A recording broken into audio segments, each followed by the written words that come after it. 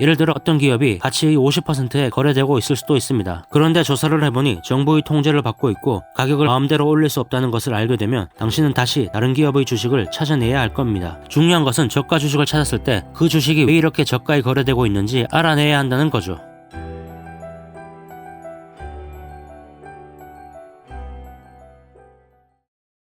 3장 글로벌 시대 해외 시장을 개척하다. 오늘날 해외 투자자가 크게 활성화되었지만 오랫동안 해외 시장은 미개척지였을 뿐만 아니라 투자자들에게도 잘 알려지지 않았습니다. 1954년 11월 존 템플턴은 템플턴 그로스 펀드를 시작하면서 해외 투자에 앞장섰습니다. 존 템플턴은 해외 시장에서 별 어려움 없이 저가 주식을 찾아냈죠. 그가 저렴한 주식을 찾기 위해 미국 시장을 떠난 이유는 매수 가능한 저가 주식의 선택의 폭을 넓히기 위해서였습니다. 만약 목적이 기업의 가치와 가격 사이에 큰 차이가 있는 주식을 찾는 것이라면 전 세계를 대상으로 찾는 것이 더 효과적이기 때문이죠. 또 비관론이 만연한 나라를 찾을 때도 세계를 대상으로 하는 것이 낫습니다. 특정한 나라의 가치와 가격 사이의 불균형을 발견한다면 주식을 매수할 수 있는 나라로 분류합니다. 그러나 아무리 불균형이 있더라도 위험이 너무 크면 대상에서 제외해야 하죠. 전 세계를 투자 대상으로 삼았을 때 또 다른 이점은 분산의 효과를 볼 수 있다는 겁니다. 분산은 스스로를 보호하는 아주 훌륭한 방법이죠. 다수의 투자자들보다 앞서서 저가 주식을 매수함으로써 얻는 이점은 상황이 좋아질 때까지 기다리기만 하면 된다는 겁니다. 물론 몇 년을 기다려야 할지도 모릅니다. 심지어 더 떨어질 수도 있죠. 따라서 인내는 박앤헌터들에게 가장 중요한 특성입니다. 정리하자면 조사를 철저히 하고 전 세계에서 비관론으로 가치보다 가격이 낮은 대상을 찾고 투자하여 인내하라는 겁니다. 이제 분산 투자와 저가 주식 매수를 하나의 전략으로 통합하면 어떤 이점이 있는지 사례를 살펴보죠. 다음 그림은 템플턴 그로스 펀드의 수익을 보여줍니다. 존 템플턴은 이 펀드를 1954년부터 1987년까지 운영했죠. 처음 시작할 때 1만 달러를 투자했다면 1992년에는 200만 달러로 불어났을 겁니다. 그런데 만약 이 기간에 S&P 500에 투자했더라면 1만 달러는 10만 900달러가 되었을 겁니다. 기회비용을 적용하면 90만 달러를 잃어버린 셈이죠. 이 차이는 전 세계로 분산 투자한 것과 저가 주식을 매수한 데서 온 겁니다. 템플턴 펀드의 원칙은 분산 투자와 저가 주식 매수입니다. 박앤헌터로서 전 세계를 대상으로 투자할 경우에 생각해볼 문제는 우리가 주식을 반드시 전 세계를 대상으로 찾아야 하느냐 아니냐가 아니라 그렇게 할 수 있는 조건을 갖추고 있느냐 없느냐 하는 겁니다. 그 대답이 갖추고 있다라면 당신은 충분히 전 세계를 대상으로 활동하는 박앤헌터가 될 수 있습니다. 즉, 할 수 있는지가 문제이지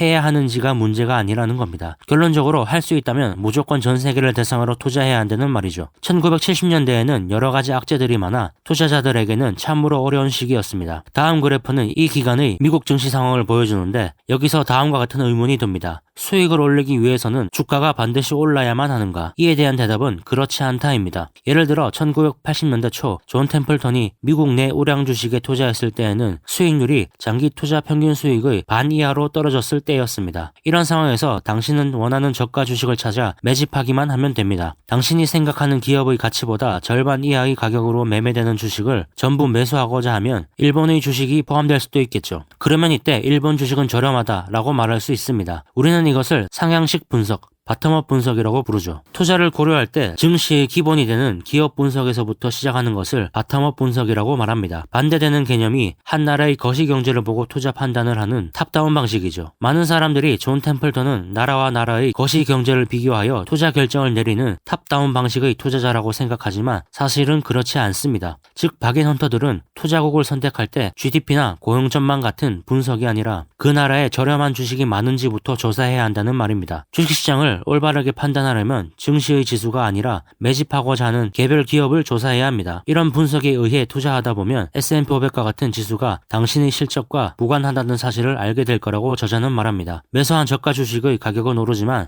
지수는 떨어지는 모습을 자주 볼 수 있을 거라고 하죠. 또 반대로 당신의 실적이 시장 지수보다 못하는 때도 있겠죠. 하지만 박앤헌터로서 이미 저가 주식을 매수해 놓았기 때문에 지나가기만을 기다리면 됩니다. 이때 기억할 것은 아무리 싼 가격에 매수했더라도 시장에 비해 주가가 떨어질 수 있다는 사실입니다. 투자를 시작할 때 이 사실을 염려해 두고 단기 실적이 좋지 않더라도 흔들려서는 안 됩니다. 가격이 오르고 있는 좀 더 나은 투자로 갈아타고 싶은 충동은 억제하기 힘들죠. 하지만 처음의 분석과 판단이 옳다고 생각한다면 이러한 충동을 이겨내야 합니다. 투자자들은 단기적인 실적 저조 때문에 가장 최악의 시점에 무의미하게 매도를 합니다. 존 템플턴은 투자로 인한 심리적인 불안감과 관련해 다음과 같은 조언을 했습니다. 주식을 매도할 매도할 가장 적절한 때는 스스로 가장 성공적이라고 확신할 때다. 지금까지 우리는 실제로 세계 시장을 상대로 저가 주식을 매수하는 것이 왜 효과적인지에 대해 알아봤습니다. 하지만 아직도 세계 시장을 무시하고 미국에만 투자하는 투자자들이 있을 겁니다. 물론 다른 나라의 기업에 대한 정보가 부족한 것은 사실입니다. 영원한 낙관론자 존 템플턴은 자신이 해야 할 일을 묵묵히 해냈습니다. 박인헌터들은 정보 부족이야말로 저평가된 주식을 찾는 가장 효과적인 방법이라는 사실을 알아야 한다고 존은 말했습니다. 일례로 존 템플턴이 1980년대 멕시코 전화회사 텔레포노스 드 멕시코 주식을 매수한 것은 정보 부족을 활용한 대표적인 사례입니다. 그는 당시 회사가 발표한 실적을 믿지 않았습니다. 그래서 멕시코에 공급되고 있는 전화기 숫자를 확인하고 그 숫자에 국민이 지불하는 전화요금을 곱했죠. 엄청난 노력이 필요했지만 어쨌든 그 결과 이 회사의 가치에 비해 주가가 지나치게 낮다는 사실을 알게 되었습니다. 박인헌터들은 개별 기업에 대한 정보를 밝혀내기 위해서라면 무엇이든 해야 합니다. 중요한 점은 올바른 정보를 위해 남들보다 더 노력하겠다는 의지입니다. 가장 성공한 사람과 그렇지 못한 사람의 차이는 책을 1시간 더 읽거나 1시간 더 공부한 차이밖에 없다고 저자는 말합니다. 현명한 박앤헌터들은 기업의 연례 보고서를 하나 더 읽고 그 기업에 대한 신문 기사를 한 번 더 읽고 경쟁 기업에 대한 정보를 한 번 더 조사함으로써 최고의 투자처를 찾을 수 있다는 사실을 잘 알고 있습니다. 지금까지 저가 주식을 세계 시장에서 찾고 증시에서 정보 부족으로 창출된 투자 기회를 활용하는 방법을 살펴보았습니다. 이제 이렇게 발견한 주식을 어떻게 평가해야 하는지 알아보죠. 존 템플턴은 PER을 활용했습니다. 너무 단순하다고 생각할지도 모르지만 가치 평가의 기본이 되는 수치입니다. 존은 낮은 주가 수익률, 즉 낮은 PER을 보고 1960년대에는 일본, 1980년대에는 미국, 1990년대 말에는 한국에 투자했고 모두 성공적이었죠. 성장률과 수익률은 평균보다 높으며 주가는 낮은 주식을 찾아야 합니다. 또 저는 향후 5년간의 예상 수익을 보고 기업의 가치를 평가했습니다. 향후 5년간의 수익을 어떻게 확신할 수 있냐고 생각할 수 있습니다. 물론 그렇습니다. 따라서 우리는 안전 마진을 확보해야 하죠. 예를 들어 어떤 기업의 지난 10년의 수익 평균은 5%이고 지난해 7%의 수익률을 올렸다면 박인헌터들은 향후 5년간의 수익을 5%로 책정할 겁니다. 지난해에 7% 수익을 올렸다고 계속 그럴 것이라 예상하는 것이 아니라 장기 평균을 보고 보수적으로 예상한다는 말입니다. 5년간의 실적을 예측하는 것이 쉽지는 않지만 그 과정에서 기업의 경쟁 우위나 브랜드 인지도 같은 다른 요소들도 확인할 수 있으니 반드시 해야 합니다. 무엇보다 중요한 것은 이런 작업을 직접 해보면 근거 없는 소문에 휘둘리지 않게 되죠. 지금까지 전 세계를 대상으로 저가 주식에 투자함으로써 얻게 되는 이점을 살펴보았습니다. 하지만 현명한 투자자라면 저가 주식 투자에는 항상 리스크가 따른다는 사실을 잘 알 겁니다. 주된 리스크는 환차손이죠. 통화는 리스크가 적은 쪽으로 끌려다니며 그 추세는 수년간 한 방향으로 지속하려는 경향이 있습니다. 그렇지만 무엇보다 존이 가장 피하고 싶었던 리스크는 바로 정부 지출이 과도한 나라였습니다. 앞서 언급한 바와 같이 존 템플턴의 인생 철학 중 하나는 절약입니다. 그리고 투자하는 나라에도 그대로 적용했죠. 안타깝게도 요즘에는 이런 조건을 충족하는 나라가 줄고 있습니다. 민주주의 확산과 더불어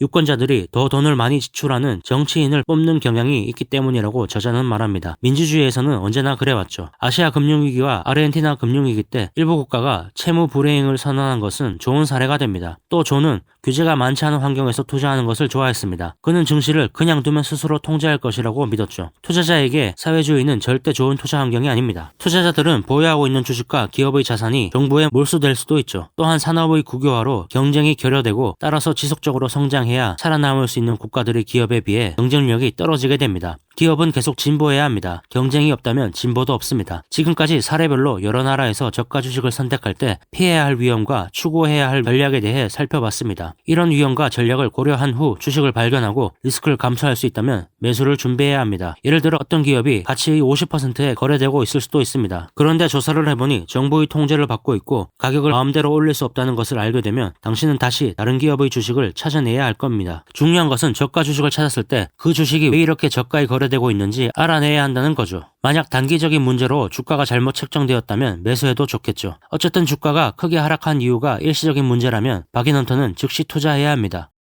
저가 주식 보유량을 늘리기 위해 전 세계를 찾아다녀라. 해외 주식 투자를 통해 분산 투자의 이점을 극대화하라. 인내심은 박인헌터가 가져야 할 중요한 덕목이다. 투자국을 선별할 때 먼저 개별 기업에 대해 철저히 조사하라. 주식을 매도할 가장 적절한 때는 스스로 가장 성공적이라고 확신할 때다. 정보 부족으로 방치된 주식을 찾아라. 주가 수익률로 현재 주식의 가치를 평가하라. 과다한 부채가 있는 나라에 투자하는 것은 피하라. 4장 떠오르는 태양을 가장 먼저 발견하라. 존 템플턴은 1981년 인터뷰를 하면서 일본에 대해 다음과 같이 언급했습니다. 일본을 방문하여 그들을 보며 마음이 흐뭇해진다. 그들은 좋은 제품을 생산하는 것과 자신이 몸담고 있는 기업을 자랑스럽게 생각하고 토요일에도 일을 합니다. 앞으로 일본은 미국보다 2배는 빠르게 성장할 겁니다. 이때 이미 존은 일본 주식에 집중 투자하여 수익을 올리고 있을 때였습니다. 그는 1950년대와 1960년대 일본 기업들의 낮은 주가 수익률과 높은 성장률을 보고 일본의 대규모 투자를 시작했죠. 반면에 대다수 미국인들은 1980년대가 되어서야 일본이 세계 주요 강대국으로 부상하고 있다는 사실을 깨달았죠. 이런 상황에서 존이 제2차 세계대전이 끝난 직후인 1950년대부터 일본에 투자를 시작했다는 것은 놀라운 일입니다. 하지만 당시만 하더라도 대다수의 미국인은 일본을 임금이 낮고 싸구려 제품을 만드는 나라로만 인식했죠. 그로부터 6년 후인 1956년 일본은 싸구려 제품을 생산하는 나라라는 인식을 불식시키고 기술에 기반을 둔 정교한 기계 설비를 생산하는 나라로 점차 인식되어 갔습니다. 일본은 미국보다 2배 정도 빠르게 성장했습니다. 그럼에도 투자자들은 이 사실을 알아차리지 못한 거죠. 존 템플턴은 이 사실을 알고 있었습니다. 그는 50년대에는 해외 투자자들이 투자 자금을 일본 국외로 송금할 수 없다는 일본의 외환 규정 때문에 고객의 돈을 투자하지는 않았지만 자신의 돈은 투자를 했습니다. 그는 곧 일본이 시장을 개방하고 외환 자유화를 시행할 것이라 확신했죠. 그리고 60년대 초 존의 믿음은 그대로 이루어졌습니다. 당시 일본 경제는 평균 10% 성장했는데 그때 미국의 성장률은 4% 정도였습니다. 즉 일본은 미국보다 2.5배 빠르게 성장했습니다. 그런데 주식은 미국 주식보다 80% 정도 싸게 거래되고 있었죠. 이것은 외국 투자자들이 주가 변동성이 심하고 일본 증시에 관한 정보가 부족하다는 이유로 일본에 대한 투자를 기피했기 때문입니다. 그들은 이렇게 말했죠. 일본은 전쟁에도 졌고 저임금의 공장에서 싸구려 제품을 만드는데 왜 투자를 해야 하죠? 그러나 변동성이 높고 정보가 부족하다는 것은 존 템플턴이 원하는 저가 주식의 기본 요건이었습니다. 일본에 대한 이런 견해는 옳지 못했을 뿐만 아니라 무지의 소치였다고 존은 말합니다. 여기서 박인 헌터들이 알아야 할 것은 무지한 투자자들이 존재하지 않았다면 저가 주식이 많지 않았을 거라는 사실입니다. 모든 사람이 저렴한 주식이 있고 주가 상승 가능성이 높다는 사실을 안다면 저가 주식이란 존재하지 않았겠죠. 중요한 점은 투자자가 주식, 산업, 증시 그리고 자산 가치 등에 대해 부정적인 편견을 보일 수 있다는 사실입니다. 이런 부정적인 편견은 투자자가 저가 매수에 대한 생각을 아예 하지 못하도록 만들죠. 50년대에서 60년대의 일본 주식이 저평가된 이유는 다수의 투자자가 변화를 깨닫지 못했기 때문에 발생한 겁니다. 경제의 펀더멘탈은 쓰나미와 비슷합니다. 20년 동안 해일은 해저 깊은 곳에서 조용히 다가오고 있었죠. 대다수의 투자자가 무슨 일이 일어나고 있는지 알아챘을 땐 이미 해일이 해안을 강타한 후였습니다. 그 모습을 보고 투자를 하면 막차를 타게 됩니다. 하지만 아쉬워할 필요는 없습니다. 이런 쓰나미는 자주 발생하기 때문이죠. 50년대에는 일본, 80년대에 미국, 90년대 말에 한국이 그러했습니다. 중요한 것은 쓰나미를 감지하기 위해선, 다시 말해 소외된 저평가 주식을 찾기 위해선 해안에서 멀리 떨어진 바다에 나와 있어야 한다는 사실입니다. 다른 사람들처럼 한가롭게 휴식을 취하며 해변에서 해일을 기다려선 안 됩니다. 소외된 주식은 보유기간이 수년이 될 수도 있지만 참을성 있는 투자자에게 보답을 해줍니다. 소외주를 매수하는 것은 낚시를 하는 것과 비슷합니다. 물고기가 어디에 있는지 알고 어떤 미끼를 사용해야 하는지 잘 알고 있지만 언제 입질이 올지는 알 수 없죠. 입질이 올 때까지는 기다릴 수밖에 없습니다. 기업이 저평가되었다는 것을 잘 알고 있는 것과는 별개로 주가가 언제 올라갈지는 알 수 없다는 겁니다. 상황은 언제든지 바뀔 수 있습니다. 물고기가 언제 미끼를 물지 예측할 수 없는 것처럼 말이죠. 하지만 결국 그들은 물기 시작할 것이고 그런 모든 낚시꾼의 부러움을 살 겁니다. 도쿄증권거래소 주가지수는 1959년 12월 31일 80에서 1989년 12월 31일 2880일까지 36배 상승했습니다. 저는 80년대 말 고점을 찍기 전부터 대부분의 투자금을 회수했습니다. 일부 투자자들 중 높은 수익률을 올리기 위해 주식을 오랫동안 보유해야 한다고 주장하는 사람들이 있지만 경험 많은 박인 헌터들은 다른 시장에서 좀 더 싼 주식을 발견하면 빨리 팔아야 한다는 것을 알고 있습니다. 보유 주식을 좀 더 높은 수익을 창출할 수 있는 다른 저가의 주식으로 교환하는 것은 수익률을 높여주는 투자 방법입니다. 또 주식의 가격이 예상보다 올랐을 때까지 보유하는 것은 투자가 아니라 투기라고 저는 말합니다. 이런 게임을 해봤자 열이면 열 모두 지게 됩니다. 지금까지 우리는 1960년대 일본의 주가가 어떻게 잘못 책정되었는지에 대해 살펴보았습니다. 여기에 다른 포인트가 하나 더 있습니다. 나중에는 바뀌었지만 60년대에는 일본의 회계 원칙에 문제가 있었죠. 일본은 자회사의 실적을 모회사의 재무제표에 포함시키지 않는 것을 원칙으로 하고 있었습니다. 이는 잘못된 계산 방식입니다. 다시 말해 일본의 기업들에는 숨은 가치가 있었다는 겁니다. 이런 사실을 모르는 투자자들이 많았습니다. 여기서 언급하고자 하는 것은 충분한 정보가 없다고 투자하지 않는 것은 잘못이라는 사실입니다. 충분한 정보가 없다는 것은 존에겐 오히려 기회였죠. 물론 정보가 없는데 무턱대고 투자하라는 말이 아닙니다. 직접 정보를 수집해야 한다는 말입니다. 증시에는 크게 두 가지 유형의 투자자들이 있는데 하나는 가치 투자자이고 다른 하나는 성장 투자자입니다. 가치 투자자는 성숙 단계에 접어든 성장 속도가 느린 산업에 투자하는 사람들입니다. 이와는 반대로 성장 투자자는 새롭게 설립된 기업에 투자를 합니다. 만약 이런 분류법으로 존 존 템플턴을 분류하려 한다면 잘못된 생각이라고 저자는 말합니다. 존은 실질 가치보다 아주 저렴한 주식을 삽니다. 예를 들어 향후 10년 동안 두 자릿수의 성장을 보일 주식을 사고자 할 때 그 기업의 성장이 이미 주가에 반영되어 있으면 사지 않습니다. 성장주이든 가치주이든 그 주식의 가치와 가격 사이에 차이가 있어야만 주식을 매수한다는 거죠. 이제 사례를 통해 존이 어떻게 주식을 선택했는지 살펴보겠습니다. 이 토요카도라는 대형 슈퍼마켓 체인은 당시 주가 수익률이 10이었습니다. 존은 비교 매수 방법으로 이 주식을 매수했죠. 비교 매수란 동종업계의 다른 주식과 비교를 하는 겁니다. 존은 이토요카도를 매수하기 위해 세이프웨이라는 주식과 비교를 했습니다. 이토요카도의 PER은 10이었고 예상 EPS 증가율은 30%였습니다. 반면 세이프웨이의 PER은 8이었고 예상 EPS 증가율은 15%였죠. PER은 세이프웨이가 더 낮았지만 성장률을 감안하면 이토요카도의 주가가 더 싸다는 것을 알 수 있습니다. 애널리스트들이 사용하는 주식 가치 분석 방법은 100가지가 넘습니다. 그중 비교 매수법은 저가 주식을 매수할 수 있는 최고의 전략이라고 존은 말합니다. 이런 비교 매수법은 주식을 언제 매도해야 하는가라는 질문에도 사용할 수 있습니다. 존 템플턴은 이 문제에 대해 가장 좋은 시점은 보유 주식을 대체할 수 있는 더 좋은 주식을 발견했을 때다 라고 말했습니다. 저가에 매수한 주식이 당신이 평가한 가치에 근접하면 대체할 다른 주식을 찾을 때라는 말이죠. 그리고 당신이 평가한 가치보다 아주 저렴한 주식을 발견하면 그 주식으로 바꾸면 됩니다. 하지만 너무 자주 바꾸어서는 안 된다는 사실을 명심하라고 존은 말합니다. 존은 50% 이상 저렴한 주식을 발견한 때에만 교체하려고 조언했죠. 보유하고 있는 주식이 더 오를 것이라는 환상에 빠져서는 안 됩니다. 최근의 주가 상승에 만족하여 여유를 부리는 것보다 조금이라도 저렴한 주식을 찾아다니는 것이 낫죠. 이것은 과거에 집착하기보다 미래에 초점을 맞추라는 뜻입니다. 존이 일본 증시가 붕괴되기 전에 일본에서 빠져나올 수 있었던 것도 저가 주식을 찾아다녔기 때문입니다. 이제는 모든 투자자들이 일본의 변화에 대해 알게 되었고 그 때문에 일본은 고평가 영역으로 들어갔습니다. 반면에 캐나다, 호주, 미국에는 저가 주식이 많았죠. 다시 말해 50년대 일본에서 처음 발견한 주가와 미래 가치 사이의 차이가 더 이상 일본에서는 찾아볼 수 없어졌다는 겁니다. 그로 인해 다른 시장이 더 매력적이게 된 거죠. 그렇지만 존은 일본 시장에서 빠져나온 뒤에도 일본 시장을 계속 주시했으며 문서화해 정리까지 했습니다. 세계 다른 시장에서 앞으로 나타날 수도 있는 버블 현상에 대비하기 위해서였죠.